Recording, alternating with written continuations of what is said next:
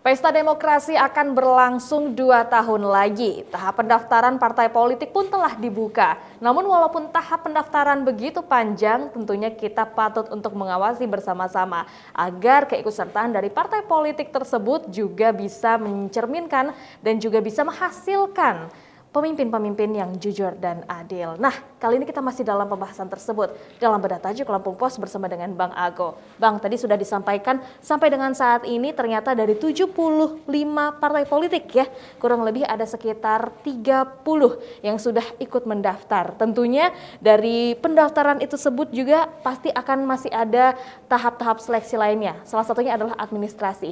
Seperti apa gambaran yang akan dilakukan dalam tahap administrasi tersebut, Bang? Iya, dari 75 itu 38 sudah teregistrasi di Sipol, tapi belum berarti mereka ini benar-benar menjadi peserta ya. Baru dia teregistrasi di Sipol ya.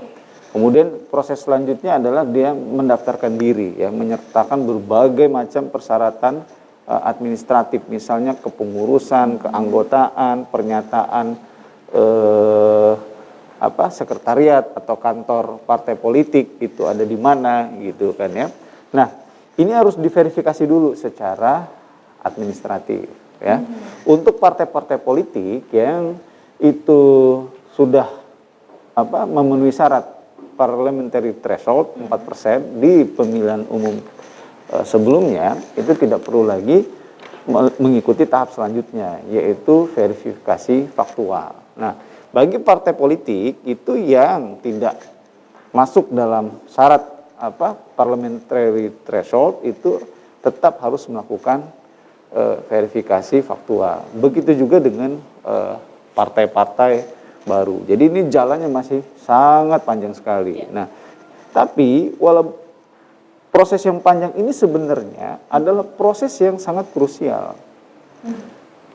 dan sangat strategis. Karena di proses inilah akan ditentukan partai politik mana yang berhak, yang layak untuk berkompetisi di pemilu 2024. Oke, bicara tentang kelayakan, salah satunya pasti harus ada keanggotaan di daerah, di kabupaten dan kota. Nah, seperti apa kita bisa melihat apakah memang partai politik itu ada anggotanya? Apakah betul itu menjadi salah satu tonggak, oh ini benar-benar layak? Nah, kalau misalnya hanya di pusat mungkin dipertanyakan juga ya.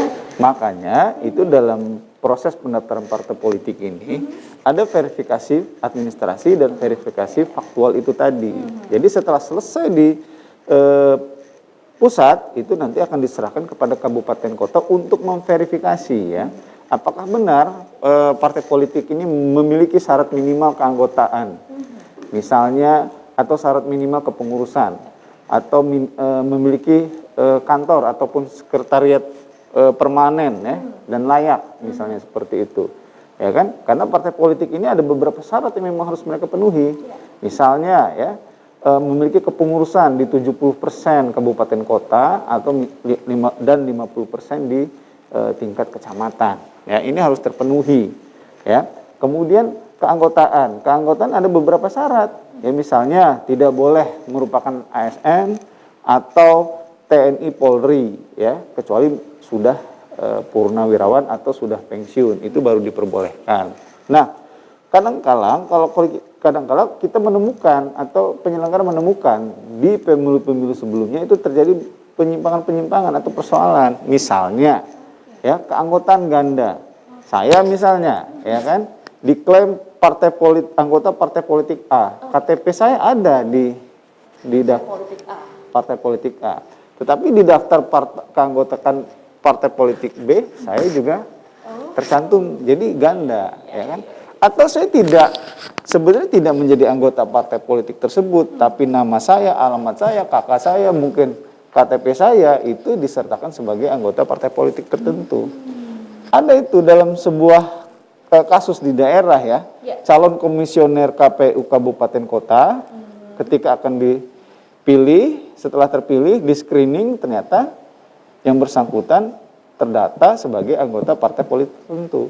Padahal yang bersangkutan sama sekali tidak merasa bahwa dia anggota partai politik. Jadi ada dugaan ini KTP-nya dicomot. Nah, hal-hal yang seperti inilah yang tidak boleh ya, yang harus kita kawal dengan ketat, ya kan, harus kita awasi. Kenapa?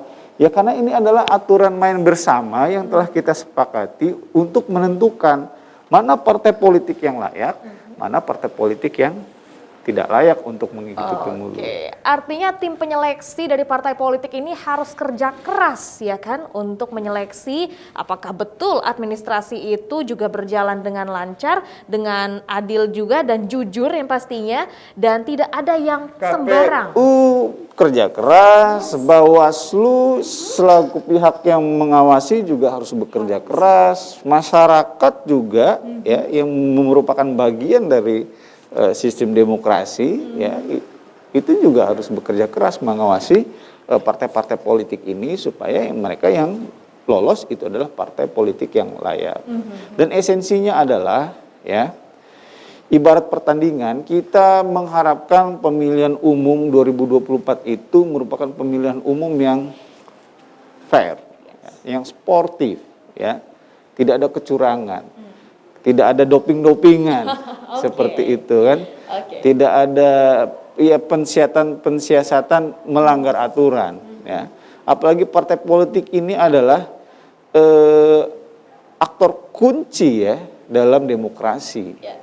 Mereka melahirkan pemimpin-pemimpin, baik itu pemimpin bangsa, pemimpin negara, kepala daerah, menteri, legislatif ya kan.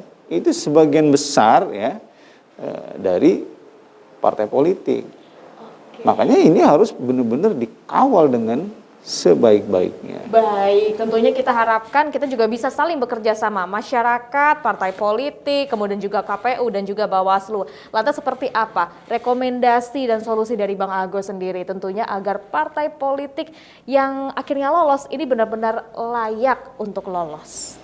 Ya, sebenarnya sebagian sudah dilakukan ya berdasarkan pengalaman yang lalu-lalu ya kan. Perbaikan-perbaikan sistem itu sudah dilakukan. Misalnya dengan registrasi awal dengan sistem online, misalnya seperti itu mempercepat proses ya.